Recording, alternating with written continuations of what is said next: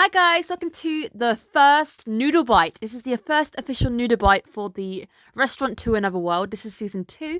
Before we get going, make sure you guys are subscribed. If you have this family for the first time, I break down seasonal anime, and I am a huge foodie and slice of life lover.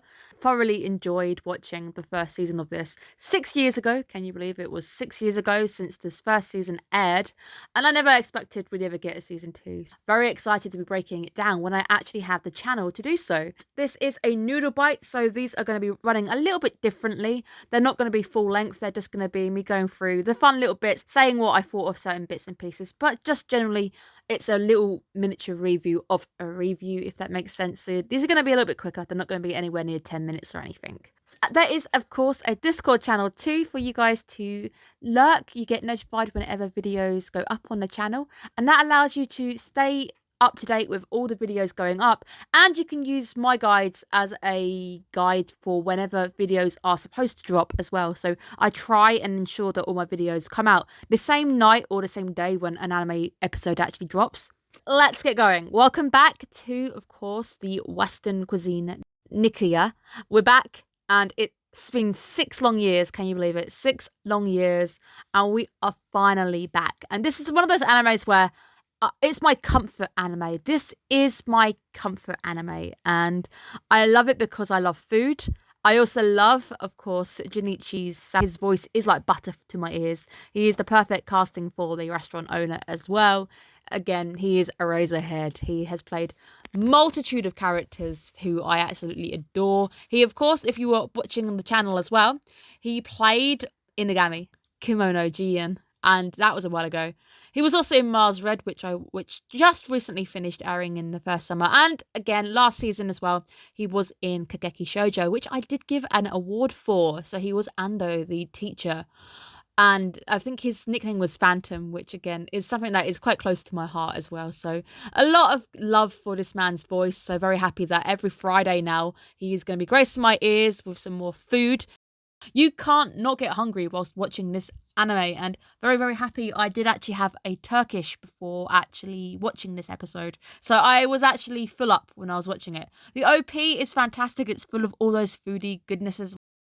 And today's guest is Hilda, and Hilda is our mercenary, and I think she's quite cool. She has got some fun moves to her using the bow.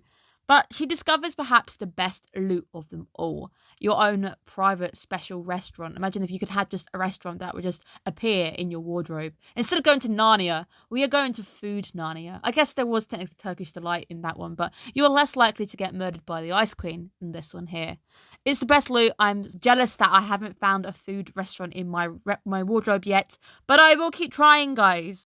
Season 1, all of our characters are actually in the restaurant this time, so there's a lot of reoccurrences. I know it's been 6 long years, but you do start recognising everybody. They're all eating their favourites, all of the meals that they found back in their own episodes in the first season. It's a great use of Easter egg, and of course I can now say egg as a pun, because that's just punny, because it's all food related here. But back to the world where English is somehow a universal language and money is, again, the same universal thing. I think they explained it in the first season. Don't quite remember it. A fantastic anime just in general, because the one thing that connects all of these characters, all of these different worlds, is, of course, the love of food. Food, music, all universal, things that you don't really need to be able to speak the language to understand that this food is good. Today's actual food of choice for our hunter, Hilda, is cheesecake, and she has a sweet tooth for sure. I shamefully have actually done it where I have sat down in a restaurant and just ordered dessert before. I have done that, and as an adult, I'm allowed to do that because I can, but it doesn't mean I don't feel guilty about doing it. It's a great kickoff. I do think next week's episode as well is going to be all about sweets and sugar. I think it's going to be cream puffs. I am a huge lover of sweets as well, and I've watched Patissiere. There was the Patissiere anime, all about cakes and sweets and chocolate. A big sweet lover me.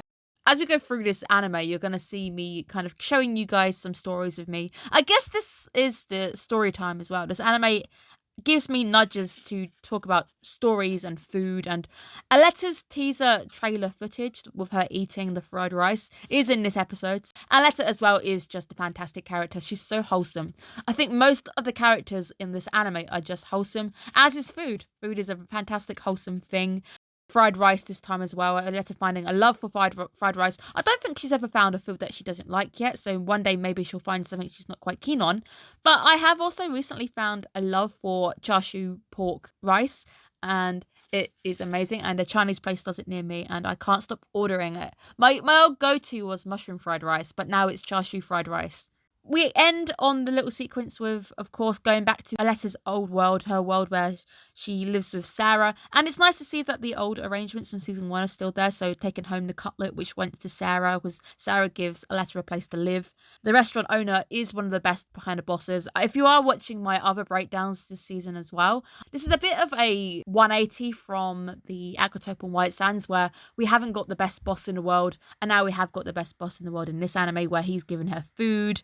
It's great because it also feeds into Aletta's backstory. So little tiny tidbits. It is a slice of life. Everything in this anime is supposed to go really, really slowly. It's supposed to be chillax, and I'm chillax with you guys as well. So we get to share some food stories as well. So make sure you guys are sharing just little food stories. Anything that you think links in with today's episode, and we'll go through different foods each time as well. I think it really is just sharing is caring. So hopefully you guys as well, if there are any of you, I don't even know if anybody's going to be watching this anime because it's quite a niche anime in that sense as well. So if you are there, definitely say hello, because it will be nice to find a fellow isekai food lover as well.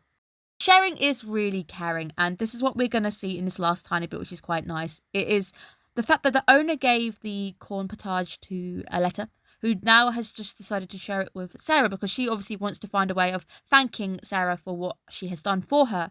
And of course, the best way of doing that is generally via food. Food is an amazing thing because it fuels you. But Aletta is just precious, and the fact that she absolutely adores her corn potage at the end. We get to see those toasted cheese. The toasted cheese on the bread, really yum. But sadly, I can't eat too much cheese. I love cheese. I really love cheese, but I can't eat much of it because it really doesn't do good things for me.